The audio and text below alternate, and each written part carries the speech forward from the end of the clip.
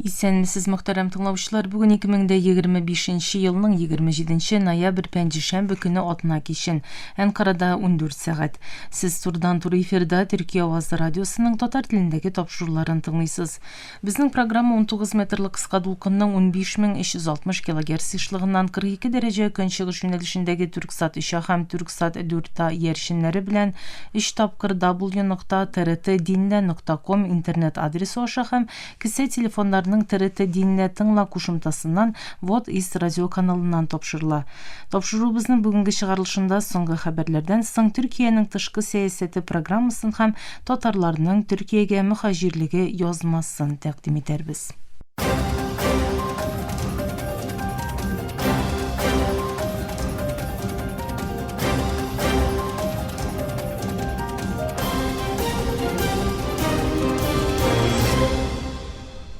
Соңгы хәбәрләр. Төркия илбашы Реджеп Тайип Эрдоğan Бүтән дөнья сәламәтлек саклау оешмасының Авропа бүләген алды. Эрдоğanга бу бүләк фәлестинләргә карата гуманитар ярдәм тырышлыклары һәм Газзадан дәвалану максаты белән эвакуацияләрне кулайлаштырдагы роле өчен бирелде. Бүләкне Анкарада оештырылган 11-нче Төрки дөнья медицина корылтаенда Бүтән дөнья сәламәтлек саклау оешмасының Авропа мөдире Ханс Клюге тапшырды. Чарада чыгыш ясаган Эрдоğan халыкара җәмәгатьчелекнең Газзада хастаханәләр бомбаланган вакытта авырулар, сәламәтлек саклау хезмәткәрләрен, хәтта сабыйларны үтерү тынлыгын тәнкыйтьләде. Төркия лидеры кешелек бер тормышны саклап калуга бергәләп сөенгән, туган бәби шатлыгын үз шатлыгы итеп күргән вакытта гына дөньяның җәннәткә әйләнәчәген җиткерде. Без моның өчен тырышабыз, диде ул. Төркия Пакистан белән энергия эзләү килешүен рәсмиләштерәчәк. Төркиянең энергетика һәм табигый чыганаклар министры Alparslan Bayraktar Төркиянең җир өсте һәм диңгез биләмәләрендә нефть һәм табигый газ эзләүне үз эченә алган яңа энергия килешүен Пакистан белән рәсмиләштерергә планлаштыруын белдерде. Байрактар чәршәмбе көне ясаган белдерүендә килешүне рәсмиләштерү өчен киләсе атнада Пакистанга барачагын сөйләде. Байрактар лидер хәбәргә Пакистанда беренче тирән зондаж белән бәйле диңгез биләмәләренә кагылышлы килешүне имзалаячакбыз. 2 җир өсте биләмәсендә һәм 1 диңгез биләмәсендә уртак эшчәнлекне башлыйбыз, диде. Daily Sabah белдергәнчә имза тантанасын сишәмбе көнне үткәрү көтелә. Алжир дәүләт башлыгы Габделмәҗид Тәббун чәршәмбе көне ясаган белдерүендә Израильнең Газзада тормыш итүне мөмкин булмастай хәлгә китерергә тырышуын җиткерде һәм Израиль һөҗүмнәренең Фәлестинне юк итә алмаячагын ассызыклады. Белдерүендә ул Израильнең Фәлестин халкына каршы дәвам итүче һөҗүмнәренең халыкара хокук һәм халыкара гуманитар хокукның төп кагыйдәләрен ачык рәвештә бозуын билгеләп узды. Габделмәҗид Тәббун Израильнең Газзада тормыш итүне мөмкин булмастай хәлгә китерергә тырышып кына калмавын, Ярданның басып алынган Көнбатыш үзәнлеге һәм Кудүстә Фәлестин җирләрендә үзләштерүен әйтте.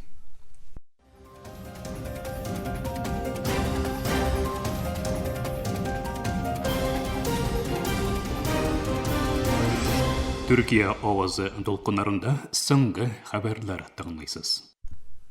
Доминикан илбашы Луис Абинадер АКШка Кариб диңгезендә наркотрафикка каршы көрәшү операцияләренә ярдәм итү максатында үз иленең территориясын вакытлыча куллану рөхсәте бирде.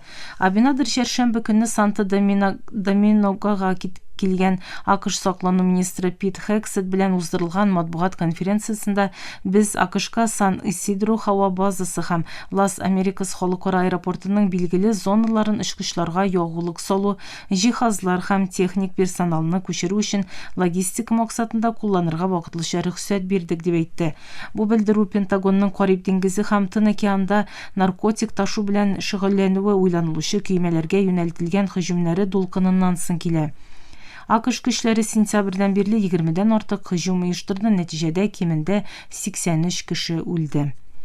Гонконгның Тайпо районында 8 бинадан торучы торак комплексында чыккан янгында үлүчеләр саны 44-кә җитте, 279 кешене әле һаман да таба алмадылар. Янгын нәтиҗәсендә яраланучылар һәм үлүчеләр саны арта бара, дип хәбәр итә South China Morning Post.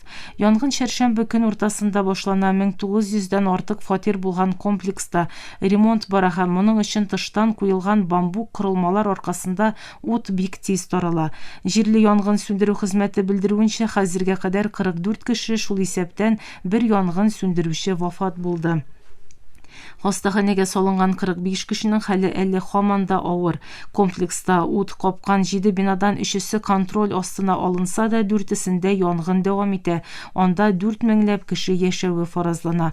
Тулайым алганда 279 кеше әлегә табылмаган, 26 янгын сүндерү командасы ут белән көрәшүен дәвам итә. Мөхтәрәм тыңлаучылар, сез Төркия авазы радиосында соңгы хәбәрләр тыңладыгыз.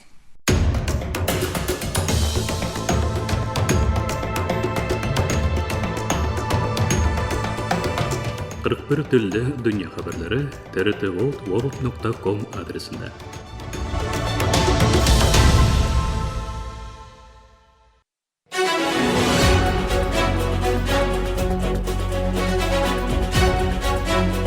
Төркиянең тышкы сәясәте.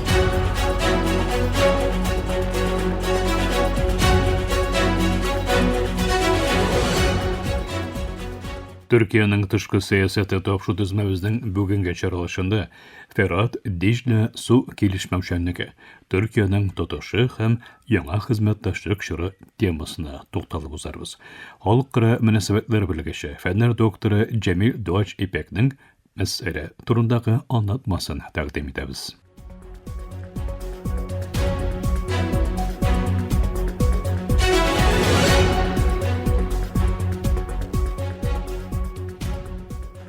Якын көнчыгышта су кытлыгы көчәя барган сайын, елганың өстендә урнашкан Төркия белән түбән өлешендәге Гыйрак арасында Ферат һәм Дижля елгалары мәсьәләсендә узак вакыттан бирле дәвам итүче килешмәүчәнлек кабат күтәрелде. Гыйрак Төркияне елганың агымын чикләүдә гаепләгән булса, Төркия исә үз хукуклары кысаларында һәм яхшы ният белән хәрәкәт итүен яклый.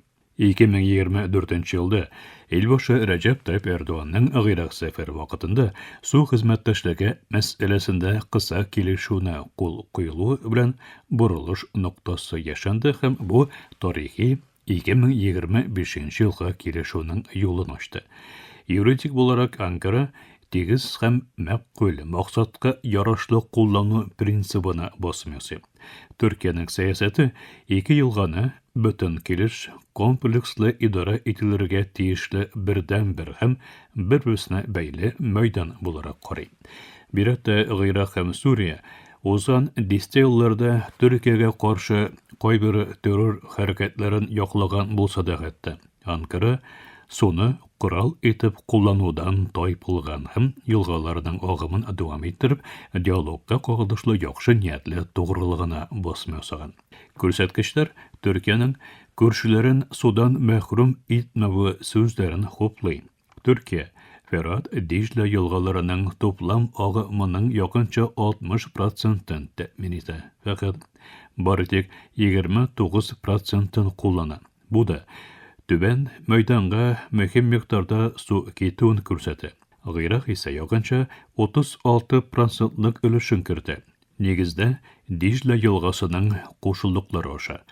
Фәкать тарихи яктан елга суларының 81%-лык өлешен таләп ителәр. Бары тик Ферат елгасында Төркия суның якынча 90%-ын тәэмин иткәндә, Гыйрак нигездә 0% өлеш кертә. Ләкин Гыйрак монда Ферат елгасы агымының 65%-ка якын өлешен сорады. Мондый өметләр аклана алынмый. Еллар буе 3 ил теләгән топлам миктар елгаларның чын су күләмен 25%-тан күбрәк арттыра иде. Анкара бөяләренең су басу контроле һәм электр энергиясын эшләп чыгару аша төбәккә файда китерүе һәм Төркиянең түбән мәйданга даими буларак җитәрле миктарда су салуын, хәтта корылык юлларында мөмкин булган очракта су агымын күбәйтүен белдерә. Гадел куллану сәясәтен алып барып, Төркиянең көче һәм уңай тотышы мәйданда суның тулы масштаблы бәрелешкә юл ачуын булдырмаска ярдәм итте. Гыйрактың су проблемалары зур күләмдә эчке җитәкчелекнең хаталарына бәйле. 2011 елда БМО Гыйрак суының 50%-ның Агып чыгу һәм ялгыш куллану аркасында исраф ителүен һәм соның якынча 90%-ның игенчелеккә китүен, моның да зур өлешенең зур югалтуларга сәбәп булган ачык каналларда булуын кисәтте. Еллар буе инвестицияләрнең җитәрлек күләмдә кертелмәве һәм бәрелешләрнең дә өстәлүе белән бу уңышсызлыклар Гыйраттагы авыл хуҗалыкларына һәм йортларга барып җиткән су микъдарын җитди рәвештә чикли. 2020 елларның уртасында дипломатик инициативалар яңа сәхифә ачты. 2024 елның апрель аенда Эрдоганның Багдад сәфәре вакытында Төркия һәм Гыйрак кыса килешүен имзалады һәм 2025 елның ноябрь аенда тәфсилле гамәл килешүен тамамлады. Бу килешү Гыйракның нефть керемнәрен бик кирәкле су аскырмасының финанслауына аерып куя. Төрек фирмалары Төркиягә нефть экспортыннан алынган керем белән финансланачак бөяләрне, заманча сугару челтәрен һәм башка проектларны Гыйракта салачак. Нигездә бу Гыйрактың аскырма кимчелекләрен бетергәндә ике яклы мөнәсәбәтләрне ныгыткан нефткә бәрабәр су килешүе. Төркия тышкы эшләр министры Хакан Фидан 2025 елдагы килешүне Гыйракның су системаларының реабилитациялық бурылыш ноктасы, Гыйрак тарихындагы иң мөһим аскырма инвестициясе дип бәйләде. Тагын шундый ук мөһим булган башка бер мәсьәлә килешүнең елгаларның бүлешелүе һәм уртак идарәсе өчен хезмәттәшлек механизмын булдыруы. Бу ике илнең су мәсьәләләрендә рәсми буларак хезмәттәшлек урнаштыруны тәүге тапкыр кабул итүе.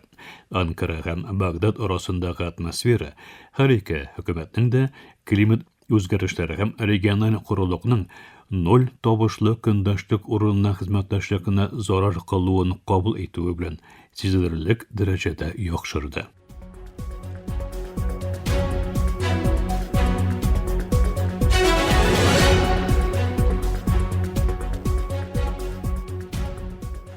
Киләчәктә Төркия берничә гамәли адым белән торышын көчәйтә алды һәм региональ су куркынычсызлыгын арттыра.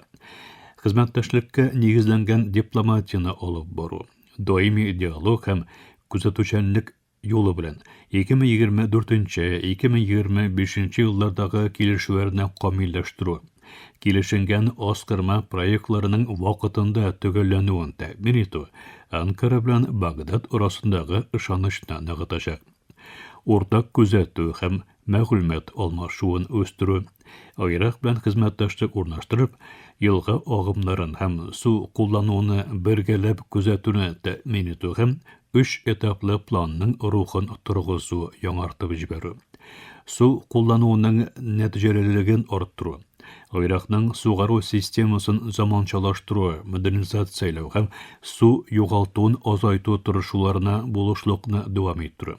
Төркия каналларны каплау һәм тамчылатып сугаруны башлату кебек чаралар өчен нефть белән финансланган проектлар аша техник белгечлек һәм тәшвик кызыксындыру алымнарын тәкъдим итәргә тиеш.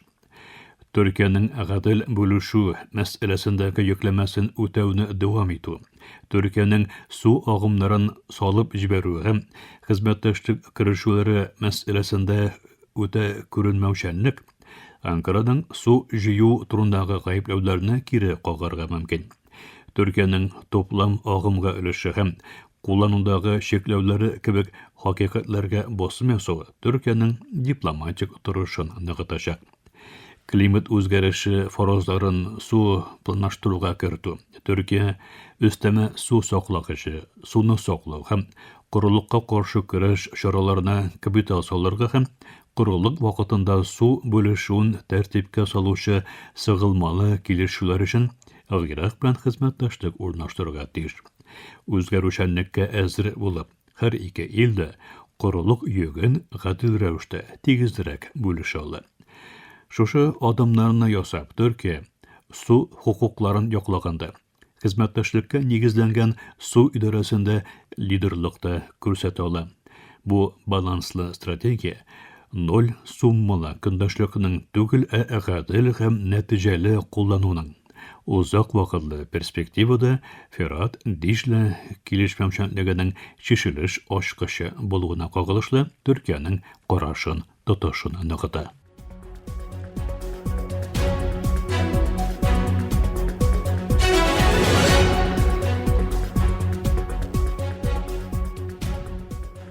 Мактаран Тонжар, халыкара мөнәсәбәтләр белгече, фәннәр докторы Җәмил Дуач Эпәкнең аңлатмасын тыңладыгыз. Киләсе тапшыруда күрешкәнгә кадәр исән имин булыгыз.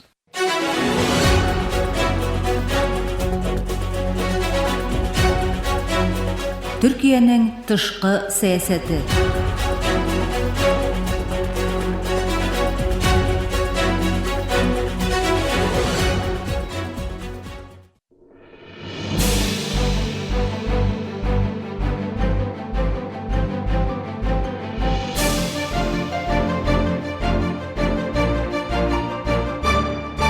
Эфирдә Төркия авазы.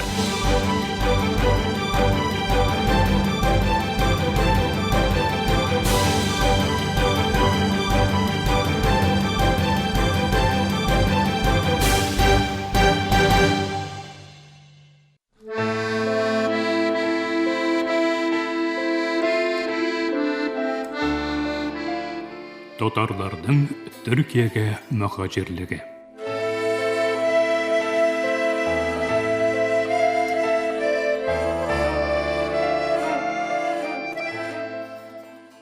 Мактаран Тонжар, Төркиягә татар хиҗратына багышланган тапшыру дизмәбезнең бүгенге 48нче бүлегендә Мөхәммәд Гаяз Исхакыйның Ирак көнчыгышка сәяхәтенә тукталып узарбыз.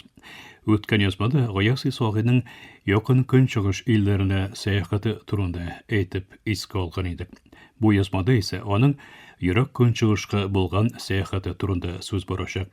1933 елга Ирак көнчыгыш сәяхәте Исхакыйның мөхаҗирлектәге татарларны оештыру юнәлешендә иң әһәмиятле этапларның берсе булып тора. Бүгенге язмада сәяхәтнең тарихи контекстуаль нигезе, Исхакыйның сәяси мәдәни стратегиясе, аның Харбин, Шанхай һәм Токио шәһәрләрендәге эшчәнлеге, шулай ук бу сәяхәтнең татар милли хәрәкәтенә эшләгән йогынтысы хакында әйтеп кителәчәк.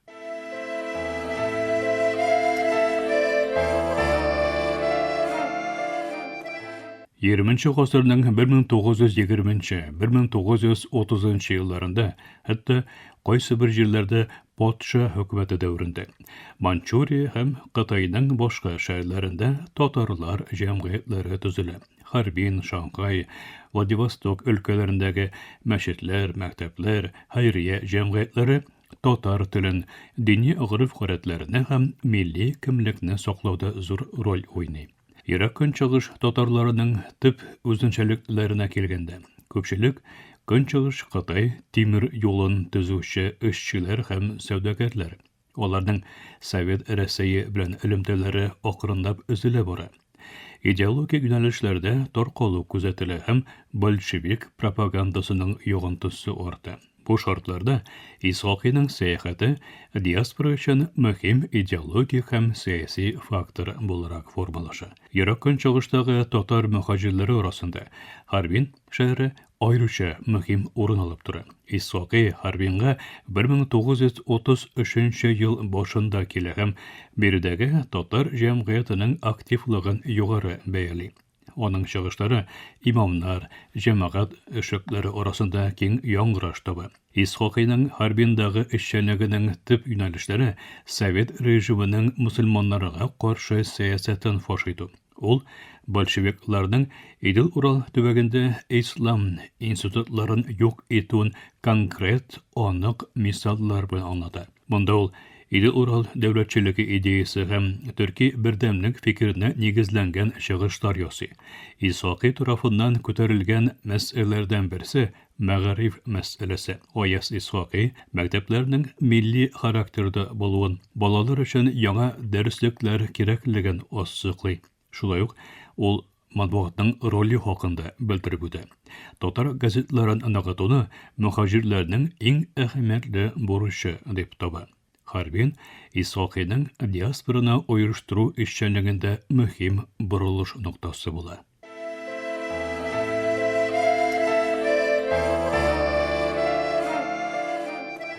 Исхакый бу сәяхәтендә Шанхай шәһәрендә дә була. Шанхай исә күп милләтне мөхиткә ия бер шәһәр дип әйтергә мөмкин. Анда төрле милләтләрнең диаспоралары яши. Шанхайда Исхакый төрле милли һәм дини төркемнәр алдында чыгышлар ясый. Ул биредә татар җәмгыяте, башкортлар, уйгыр активистлары, Кавказ мөхаҗирләре белән элемтәләр урнаштыра.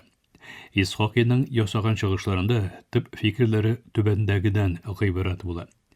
Советлар Берлегендә, СССРда мусульманнарның масса күләм репрессияләргә дучары булуы, большевизмның исламга һәм төрки халыкларга каршы сәяси корал буларак кулланылуы, Азия халыклары алдында Мәскәүнең империалистик планнарын ачып салу. Бу эшчәнлек нәтиҗәсендә Ирак көнчыгыштагы мусульман даирәләрендә Совет режиме турында карашлар үзгәрә.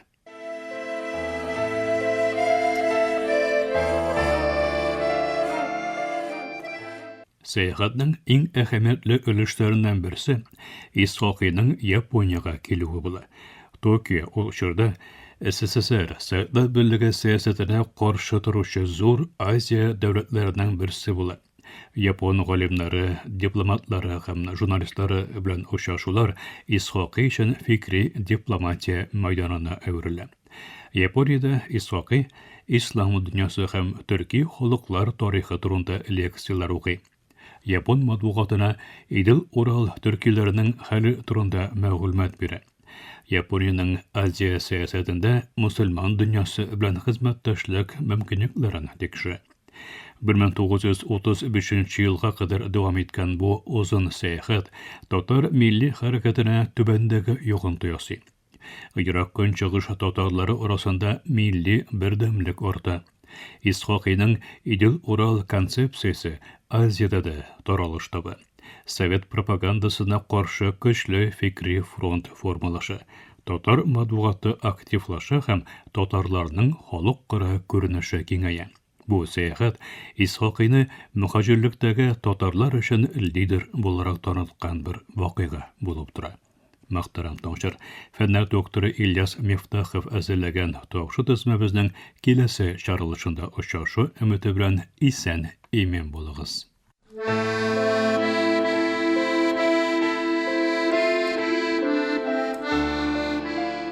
Татарларның Төркиягә мөхаҗирлеге.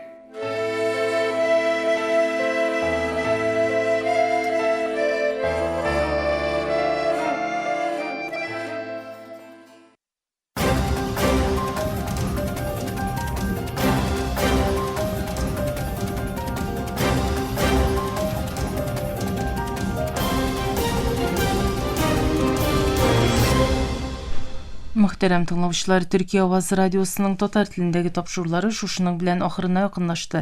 Ярты сәгатьлек тапшыруларыбызның кабатлавын Төркия һәм Казан вакыты белән сәгать кичке 8 яртыда 42 дәрәҗә көнчыгыш юнәлешендәге Түрксат 3 һәм Түрксат 4 иярченнәре белән 3 тапкыр w.trt.dinle.com интернет сәхифәсе аша Вот Вест радио каналыннан тыңлый аласыз. Әлегә без сезнең белән сау булашабыз. Эфирда киләсе очрашуга кадәр.